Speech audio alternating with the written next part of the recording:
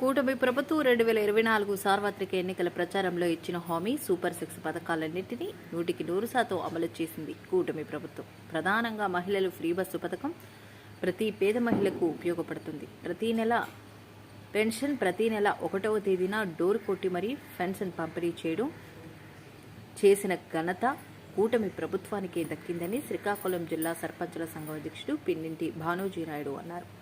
Super 6 హామీలను కేంద్రంలోని BJP NDA ప్రభుత్వం సహకారంతో చిత్తశుద్ధితో అమలు చేస్తున్నామని, రాష్ట్రంలో టీడీపీ కూటమి ప్రభుత్వం ఏర్పాటై ఏడాదిపై గడిచిందన్నారు. 6 హామీల్లో అన్ని హామీలు పూర్తి చేశామని తెలుగుదేశం పార్టీ శ్రీకాకుళం జిల్లా సర్పంచ్ల అధ్యక్షుడు పిన్నింటి భానోజీ నాయుడు అన్నారు. ఇదే అంశంపై మరింత సమాచారం శ్రీకాకుళం జిల్లా నుంచి మా BBS news CEO Venkataramana Badri Bhanoji నాయుడుతో face to face. Hi, hello, namaste. నేను Venkataramana. Welcome to BBS news. ముందుగా ఈరోజు శ్రీకాకుళం జిల్లాలో కాదు యావత్ ఏపీ మొత్తం కూడా కూటమి ప్రభుత్వం సూపర్ 6 పథకాలు అయితే చాలా బాగున్నాయని ప్రజల్లో అయితే చాలా మన్నెలు పొందుతున్న పరిస్థితి కనిపిస్తుంది. అయితే ఈ నేపథ్యంలో శ్రీకాకుళం జిల్లా సర్పంచుల సంఘం అధ్యక్షులు పిన్నింటి భానోజీ గారు మనతో పాటు ఉన్నారు. సూపర్ 6 పథకాలు ప్రజల్లో ఏ విధంగా తీసుకెళ్లిపోయారు, అసలు ఇంకా ఏమైనా మిగిలి ఉన్నాయా అనేది తెలుసుకునే ప్రయత్నం చేద్దాం. చెప్పండి సార్, సూపర్ 6 పథకాలు అయితే ఇప్పటికే బాగున్నాయని, అదేవిధంగా స్త్రీశక్తి ఫ్రీ బస్సు కూడా మహిళలు చాలా ఆనందంగా ఉన్నారు. దీన్ని ఇంకా సూపర్ 6 పథకాలు చాలా ఇంకా మిగిలి ఉన్నాయి. ఇవి ఎప్పుడు పూర్తి చేస్తారు ఏంటి?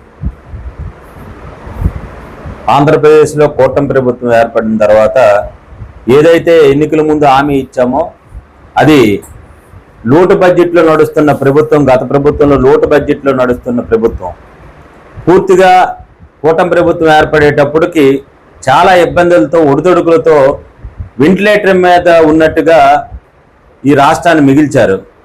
ఆ వెంటిలేటర్ మీద ఉన్న ప్రభుత్వాన్ని తీసుకొచ్చి ఇప్పుడిప్పుడే మెల్లమెల్లగా కూటమి ప్రభుత్వం దాన్ని ఒక గాడిలో పెట్టి ఆ వెంటిలేటర్ అనేది తీసేయడం జరిగింది.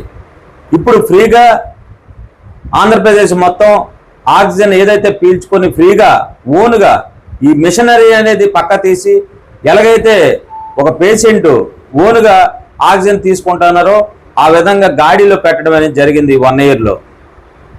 ఈ 1 ఇయర్లో నడుస్తున్న ప్రభుత్వం ఏదైతే మరి మనం ఎన్నికల్లో హామీ ఇచ్చామో దాన్ని 80% వరకు సూపర్ 6లో అమలు చేయడం జరిగింది. 5 పథకాలను కూడాను మనం అందరం చూసాం. మరి ప్రజలందరూ కూడా దాన్ని ఎందుకనంటే ఇంత భారీ ఎత్తున పెన్షన్స్ ఇవ్వడంతో పాటు 1వ తారీఖున ఇవ్వడం అనేది చాలా గ్రేట్.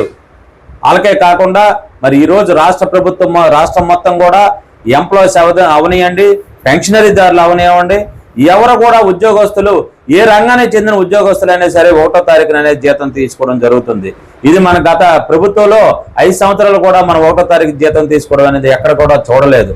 ఎన్నో అంగన్వాడీలు కానీ ఎంతో మంది ఎంప్లాయీస్, టీచర్స్ యూనియన్స్ చాలా మంది మాకు 1వ తారీఖున జీతం ఇస్తే సరిపోతుందనే ఉద్దేశంతో చాలాసార్లు ధర్నా చేస్తే తలుపులు మూసిన రోజులు అనేది మనం గత ప్రభుత్వంలో చూసాం. మరి ఇప్పుడు ప్రజెంట్ ఉన్న ప్రభుత్వంలో కూటమి ప్రభుత్వంలో మనం ఏవైతే హామీలు ఇచ్చామో అవి నెరవేరుస్తూ ఇతర సంక్షేమం ఇతర అభివృద్ధి మనిషికి 2 కళ్ళులాగా నడిపించుకుంటూ ఒకే దిక్కులో నడిపించాలంటే దీన్ని చాలా కష్టతరంతో కూడుకున్న విషయం. ఇది అసాధ్యమైన విషయం. అసాధ్యమైన సాధ్యం చేసి ఈరోజు కేంద్ర ప్రభుత్వంలో మన చంద్రబాబు నాయుడు గారు కానీ, మరి లోకేష్ గారు కానీ, పవన్ కళ్యాణ్ గారిని, మరి మోడీ దగ్గర మంచి పేరు సంపాదించుకుంటూ రాష్ట్రంలోనే కాకుండా దేశంలో కూడా ఒక స్థానాన్ని ఆంధ్రప్రదేశ్ కల్పించిన ఒక మంచి ప్రభుత్వం ఈ కూటమి ప్రభుత్వం అని చెప్పొచ్చు. ఎందుకంటే ఇక్కడ ఏంటంటే మీరు చెప్తున్న పాయింట్ పెన్షన్ పెంపు.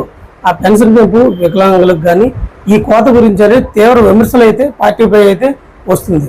అసలు ఎందుకు ఇలా చేయాల్సి వచ్చింది? పెన్షన్ ఈరోజు మనం అందరికి కూడా పెన్షన్ ఇవ్వడం జరిగింది. మరి మనకందరికీ తెలుసు గత ప్రభుత్వంలో చాలా మంది అనేక రకాల అడ్డతోవలు దక్కి ప్రభుత్వం ఆదాయాన్ని గండి కొట్టే పరిస్థితిలో ఎన్నో మార్గాలు నడిపించారు. ఆ మార్గాలన్నీ దారులు మూసేసి మరి దాన్ని ఒక సుస్థిరమైన స్థానాన్ని కల్పించి మరి పంచాయతీ విషయంలోనే చాలా మంది పంచాయతీలో ఉన్న సిబ్బందిని కూడా చాలా మంది వాళ్ళకి మంచి అవకాశాన్ని కల్పించి వాళ్ళకి పేరు వచ్చినట్టుగా ఎంప్లాయీస్ పేరు వచ్చినట్టుగా పని కల్పించి వాళ్ళకు కూడా పని లేకుండా ఉంటే చాలా మంది ఇబ్బందులు పడి ఏదో వస్తాను వెళ్తాను అనే నా మాత్రం చాలా మంది ఫీల్ అయ్యేవారు. ఇప్పుడు అలా కాకుండా వాళ్ళకి మంచి ప్రజలకి సేవ చేసే అవకాశాన్ని ఎంప్లాయీస్తో కల్పిస్తూ, మరి అందులో చాలా మంది అనర్హులుగా ఉండేవారు గత ప్రభుత్వంలో. దొంగ సర్టిఫికెట్లు పెట్టుకొని మరి ప్రభుత్వం ఆదాయాన్ని గండి కొడుతూ మరి ఎన్నో రకాలైన అర్హుడికి మరి పెన్షన్ అందకుండా అనర్హుడికి పెన్షన్ అందుతుందనే నెపంతో చాలా మందిని గుర్తించి అర్హుడి పెన్షన్ ఎట్టి పరిస్థితుల్లో మిస్ అవ్వకూడదు, అనర్హుడి పెన్షన్ ఎట్టి పరిస్థితుల్లో ఇవ్వకూడదనే ఒక నాంది పలికి ఈ రకమైన పెన్షన్ అనేది చేయడం జరిగింది తప్ప ఎవరికి కూడా పెన్షన్ అనేది తీయడం అనేది కూటమి ప్రభుత్వంలో లక్ష్యం కాదు. పేదవాడి జీవన విధానాన్ని పెంచడమే తప్ప పేదవాడి జీవన విధానాన్ని బద్దలు కొట్టే పరిస్థితిలో కూటమి ప్రభుత్వం ఎప్పుడు కూడా నిర్ణయించుకోదు. మనం అందరం కూడా దాన్ని 2024 సార్వత్రిక ఎన్నికల్లో ఇచ్చాల కాన్స్టిట్యున్సీ బీజేపీకి కట్టబెట్టింది. ఇక్కడ చూసుకుంటే టీడీపీకి కొంచుకోటైనటువంటి ఇచ్చాలలో బీజేపీగా గెలుపొందారు. అయితే ఈ యొక్క రాబోయే నెక్స్ట్ స్థానిక ఎన్నికల్లో ఏ విధంగా అంటే బీజేపీకి ఒత్తు వెళ్తారా, లేదంటే ఇండివిజువల్గా మీరు మళ్ళీ టీడీపీ సపోర్ట్ చేస్తూ ప్రచారం చేస్తారు? మాకు అధినాయకుడు చంద్రబాబు నాయుడు గారు మాకు ఆయన ఏది ఉపదేశిస్తే కూటమి ప్రభుత్వంలో 3 పార్టీలు సమానంగా మేము తీసుకుని వెళ్తున్నారు. పైన వాళ్ళు అడుగుజాడల్లో మేము కంపల్సరీ మా ఎమ్మెల్యే గారైనా, నడుపు తీశ్వరరావు గారైనా, ఎంపీ గారు కలిసి టప్పలాడు గారైనా సరే, మా నియోజకవర్గం మండల పార్టీ అధ్యక్షులైనా సరే, ఇక్కడ 3 పార్టీ నాయకులు, 3 పార్టీ అధ్యక్షులు, 3 పార్టీ ఇన్ఛార్జీలు కూడా ఎవరు కూడా అందరం కూడా సమిష్టిగా అధికారం మన చంద్రబాబు నాయుడు గారు ఏదైతే సూచిస్తారో ఆయన ఆచరణలో ఆ రోజు కూటమి ప్రభుత్వం అంటే కూటమి ప్రభుత్వానికి ఓటేసాం, ఆ రోజు తెలుగుదేశం అంటే తెలుగుదేశానికి ఓటేస్తాం, బీజేపీ అంటే బీజేపీకి ఓటేస్తాం. ఆయన ఆదేశాలు తప్పకుండా మేమందరం కూడా పైనుంచి కింద వరకు కార్యకర్తలు టీడీపీ అంటేనే ఒక క్రమశిక్షణతో కూడుకున్న పార్టీ.